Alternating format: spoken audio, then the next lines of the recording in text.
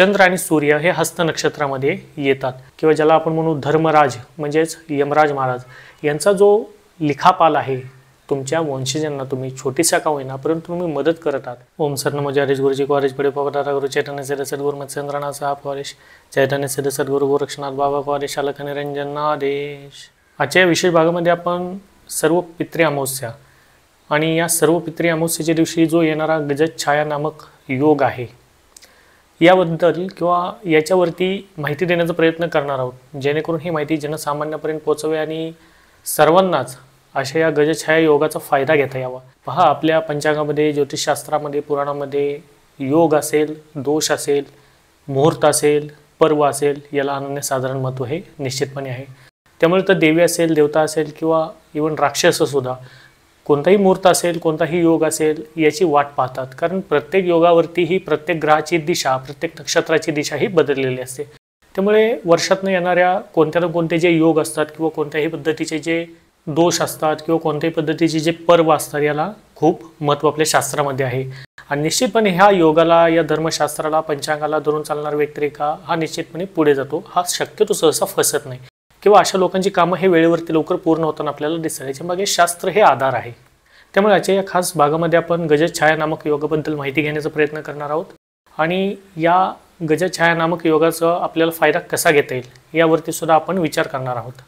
पहा, आपण सर्वांनी ऐकलं असेल की सर्व पितृ अमावस्या ही सर्वांना आता तोंडपाठ आहे किंवा घराघरामध्ये असेल किंवा घरातल्या प्रत्येक व्यक्तिरेखेला सर्व पितृ अमावस्या म्हणजे काय आहे, या तिथीचं महत्त्व काय आहे हे सर्वांना माहिती आहे।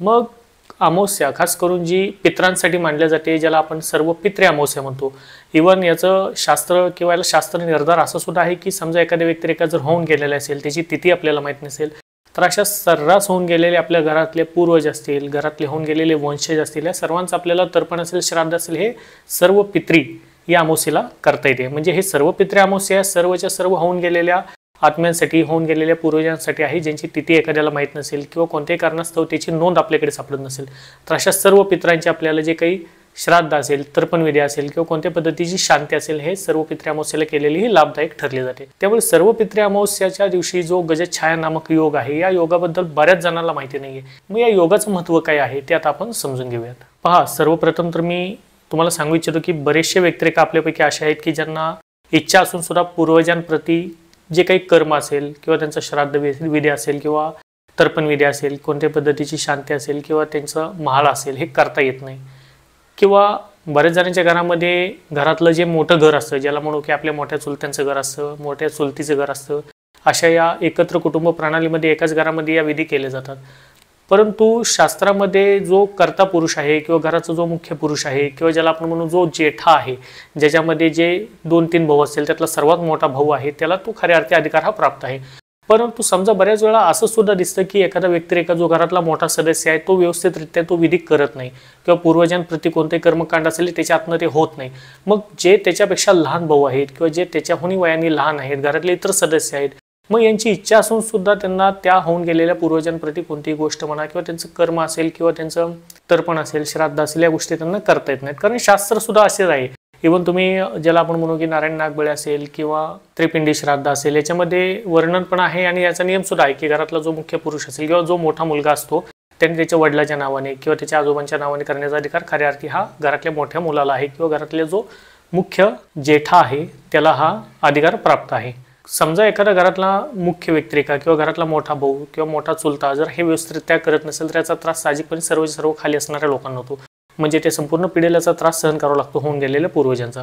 मग बरेच कॉल असे प्राप्त झाले किंवा बरेचसे लोकांचे असे म्हणणे येतात की आमच्या घरामध्ये जे मोठं घर आहे तेच करत आहे, आमचे चुलतेच करत आहेत किंवा आमची इच्छा असून आम्हाला करता येत नाही, आम्ही फार तर त्यांचा एखादा फोटो आमच्या पूर्वजांचा मांडू शकतो त्यांच्या घरामध्ये, वेगळं जर विभक्त कुटुंब प्रणाली असेल तर त्यांची आम्ही फक्त पूजा मांडतो पर्टिक्युलर त्या एका दिवसासाठी, ज्या दिवशी त्यांची ते तिथी असेल त्या दिवशी।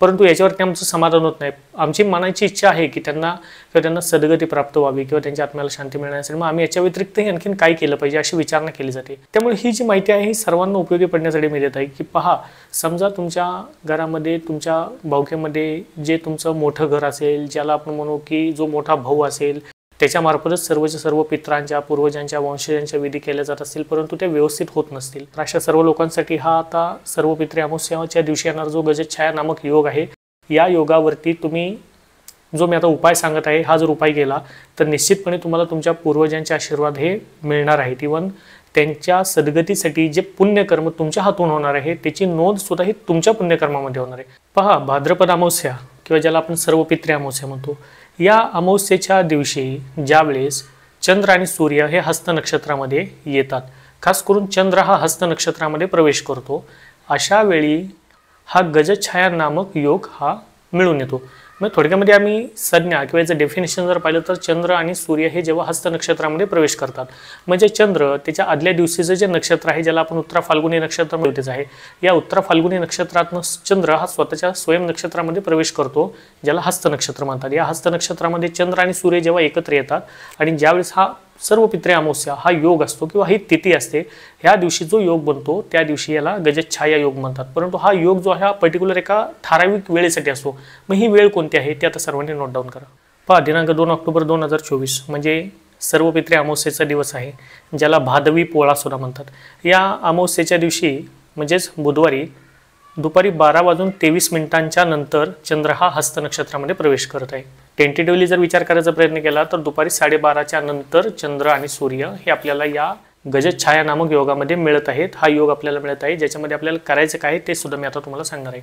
मग यातनं मी समजत काय होतं, थोडक्यामध्ये बोध आपण हे घेत आहोत की आपल्याला दुपारी 12:30 नंतर सायंकाळचा जो सूर्यास्त आहे, थोडक्यामध्ये 6:30ची वेळ, दुपारी 12:30 ते सायंकाळची 6:30ची वेळ, या वेळेमध्ये आपल्याला काही कर्म करायचे आहेत, काही पुण्यकर्म करायचे आहेत. ते काय आहेत आता समजून घेऊयात. पहा, या गजछाया नामक योगामध्ये किंवा जो 12:30 ते 6:30 या वेळेमध्ये जो चालणारा गजछाया नामक योग आहे, या योगामध्ये केलं जाणारं कोणत्याही पद्धतीचं दान असेल किंवा कोणत्याही पद्धतीचं पुण्यकर्म असेल, कोणत्याही पद्धतीचं स्नान असेल, याला अनन्यसाधारण महत्त्व आपल्या धर्मशास्त्रामध्ये आहे.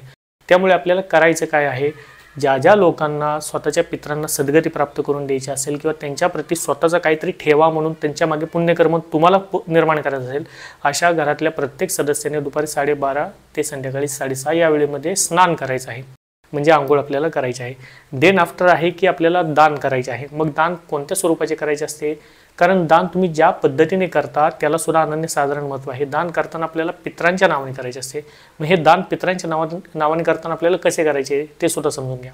पहा, तुम्ही अन्नदान करत असाल किंवा गाईला घास घालत असाल किंवा गाईसाठी काही तुम्ही दान करत असाल किंवा एखाद्या गरजू व्यक्तीला तुम्ही दान करत असाल किंवा शनी मंदिराबाहेर, मारुतीच्या मंदिराबाहेर जे भिकारी बसलेले असतात त्यांना तुम्ही अन्नाच्या स्वरूपामध्ये, डिश असेल, ताटली असेल, कपडे असेल, कोणत्याही स्वरूपामध्ये जर तुम्ही त्यांना दान करत असाल, एखाद्या वस्तूचं दान करत असाल, एखाद्या धातूचं दान करत असाल, हे दान करण्यापूर्वी तुम्हाला काय करायचं आहे, हातामध्ये पाणी घेऊन घरामध्येच तुमच्या स्वतःच्या एक संकल्प करायचा आहे. या संकल्पामध्ये तुम्हाला स्वतःचं नाव सांगायचं आहे, स्वतःचे गोत्र म्हणजे जर माहिती असेल तर स्वतःचं गोत्र हे बोलायचं आहे आणि तुम्ही तुमच्या होऊन गेलेल्या पूर्वजांसाठी, तुम्ही तुमच्या होऊन गेलेल्या वंशजासाठी मी अमुक अमुक वस्तूचं किंवा अमुक अमुक पैशाचं दान करत आहे असं बोलून ते पाणी तुम्हाला जमिनीवरती सोडायचं असते. हा प्रथम चरण आहे. म्हणजे कोणतेही दान कर्म करताना, पुण्यकर्म करताना शेवटी दान सुद्धा हे धर्माचा भाग आहे आणि हे पुण्यकर्माचा भाग आहे.